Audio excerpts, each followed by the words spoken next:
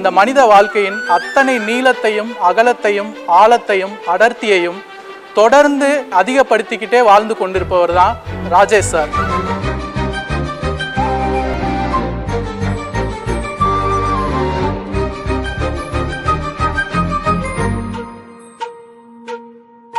நீர் எப்படி தன் பாதையில் தடையின்றியும் தகர்த்தும் பயணிக்குமோ அப்படி தனது பாதையில் பயணிப்பவர்.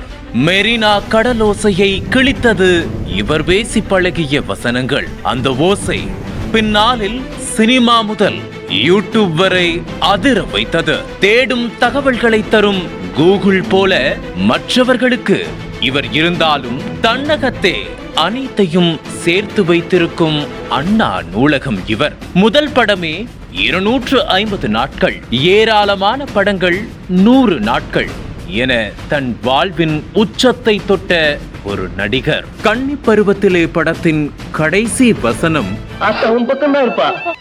நம்பிக்கையோட நட.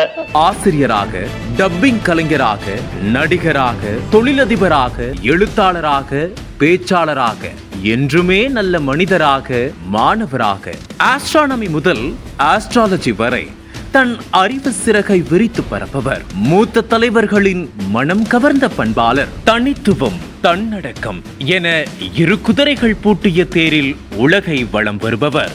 நன்றி, மன்னிப்பு இரண்டையும் கண்களை போல் போற்றுபவர். இவரது நிபுணத்துவம் தமிழக அரசால் கவனிக்கப்பட்டு எம்ஜிஆர் திரைப்பட மற்றும் தொலைக்காட்சி பயிற்சி நிறுவனத்தின் தலைவர் என்ற அங்கீகாரத்தை பெற்று தந்திருக்கிறது. தன் உழைப்பால் தரணியில் நடைபோடும் தகத்தாய மனிதர் ராஜேஷ் அவர்களை போற்றுகிறது நக்கீரன்.